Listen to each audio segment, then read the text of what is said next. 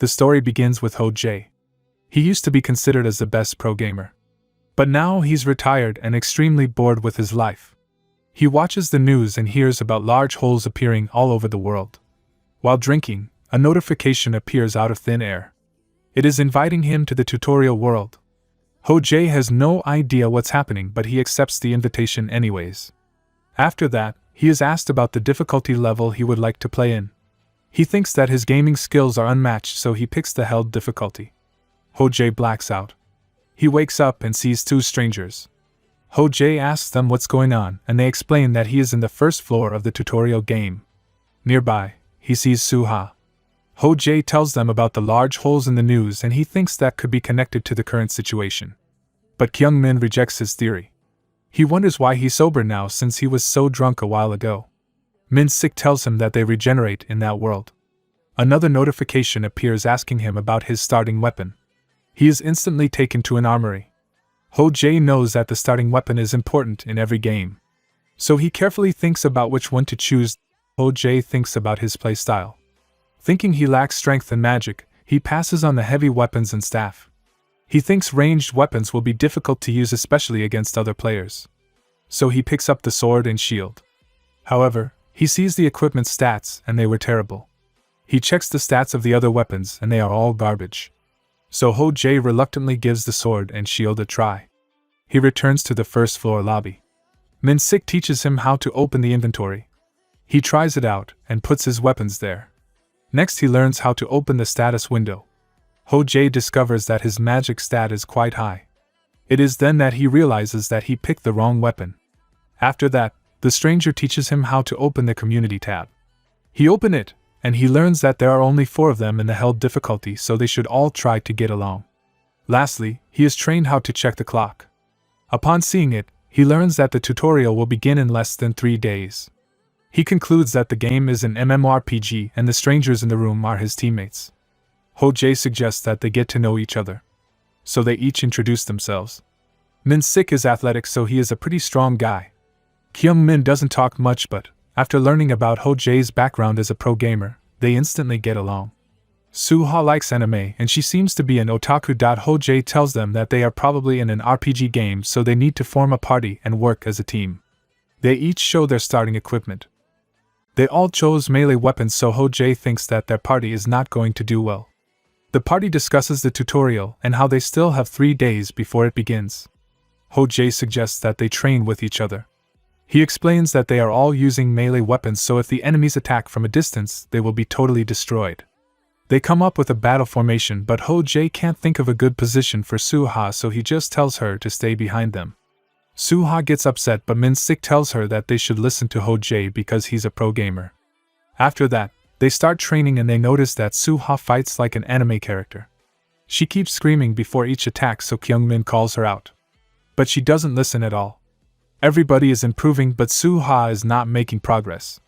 During the training, Ho Jae learns that the lobby is the perfect spot for training since it keeps them at peak fighting strength. However, he ponders about what will happen if someone dies in the game. While Min Sik and Kyung Min are fighting, Suha asks Ho Jae about the group's leader. She tells him that he would be a great leader. But Ho Jae replies that he is nothing special and that he already quit being a pro gamer. The tutorial game begins and 4 portals appear before them.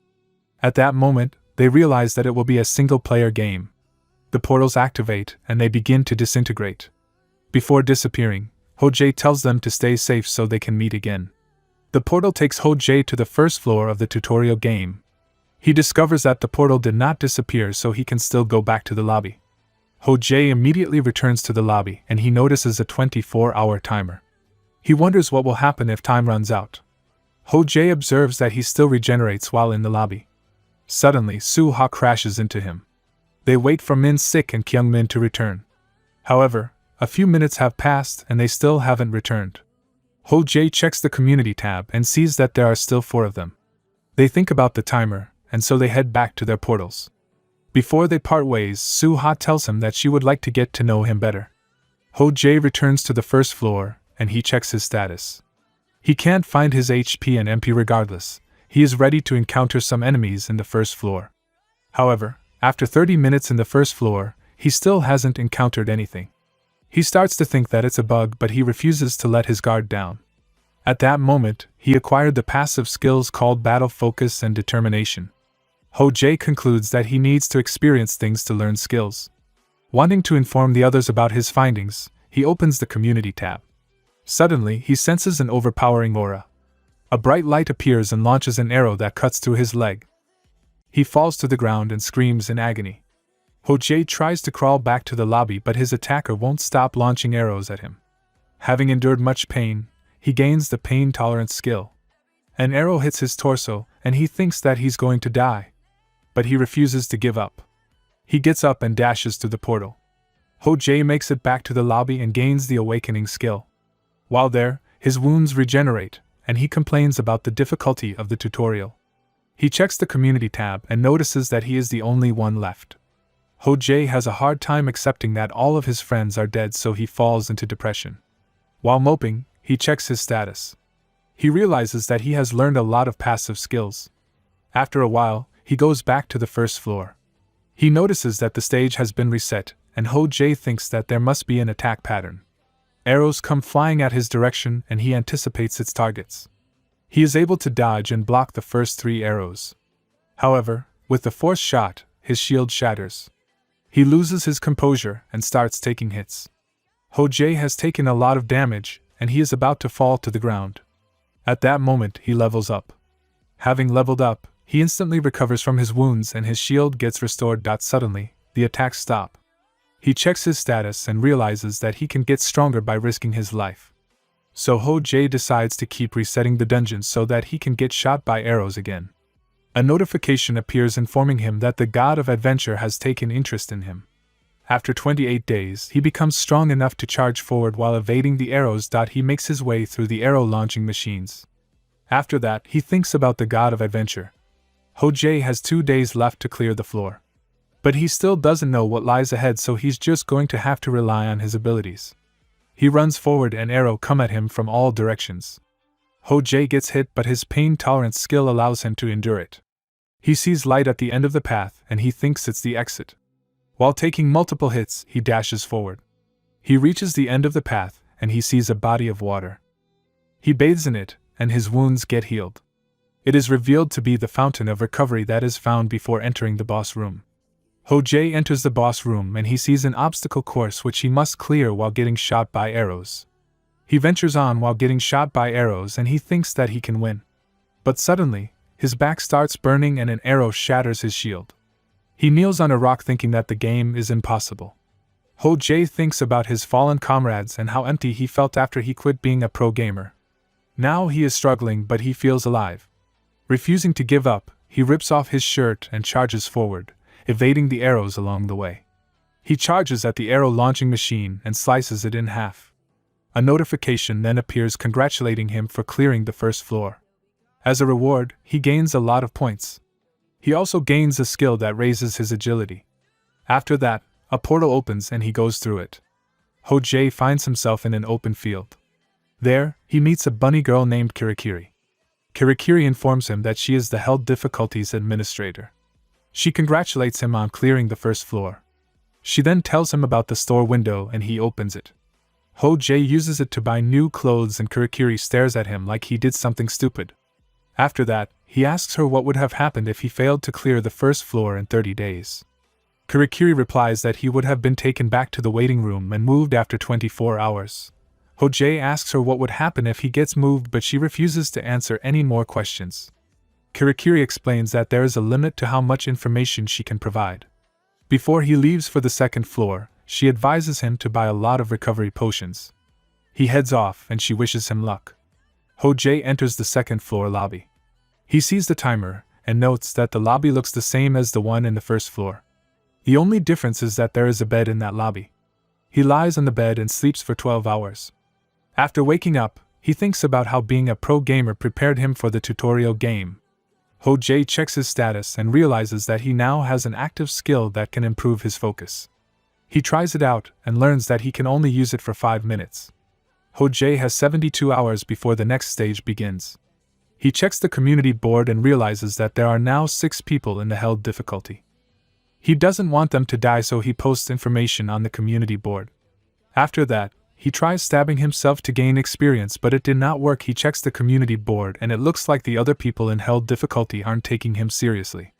Eventually, the portal to the second floor opens and he enters it. The second floor looks identical to the first floor.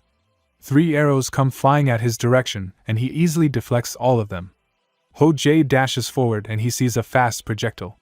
He tries to block it with his shield, but the shield shatters. After that, a poison needle hits his leg.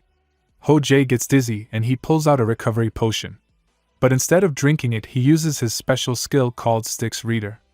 It is a skill that allows him to assess the situation better during a near-death situation.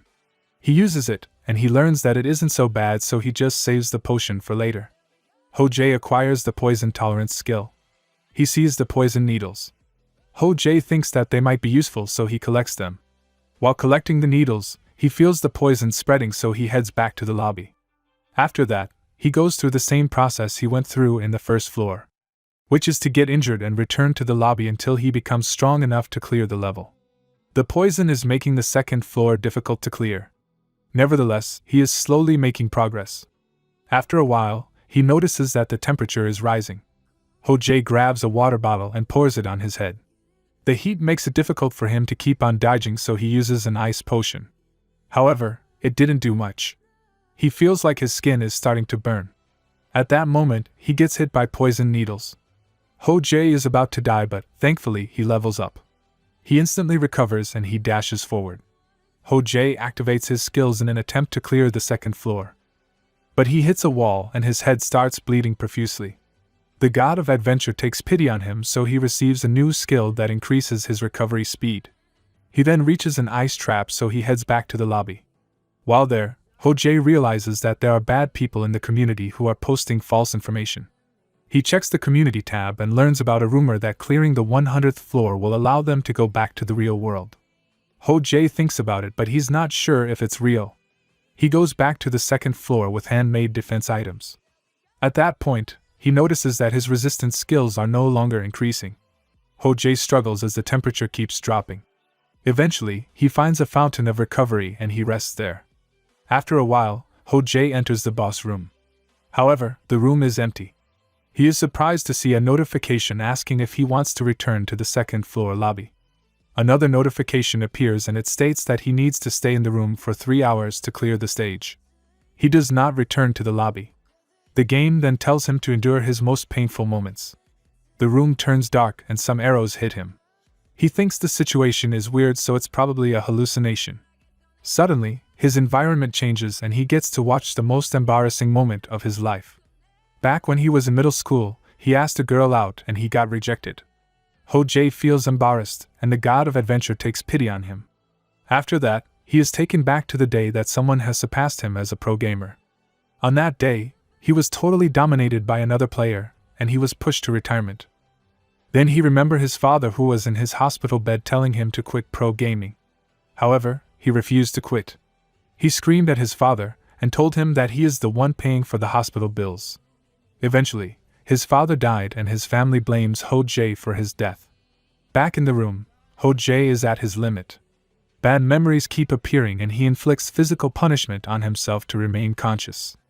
After a while, a notification appears informing him that he is the first person to clear the second floor boss room. He has gained the attention of many gods. Just then, he receives an offer from the goddess of slowness. Ho-Jae accepts it, and he receives a skill called Flickering Orb. It is a skill given to people that could become the goddess' disciple. However, it has no explanation as to what it does. For some reason, this makes the god of adventure upset. Later, he sees Kurikiri, and she gives him a hug. Ho-Jae gives her a cake and she happily accepts it.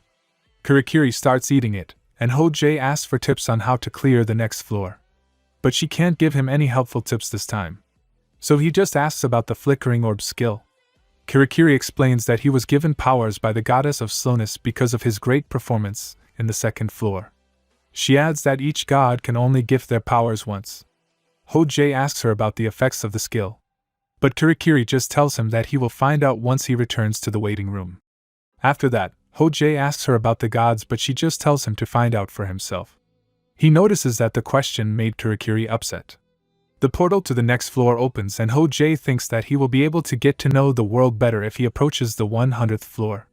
That concludes part 1 of this recap. Please don't forget to like and subscribe.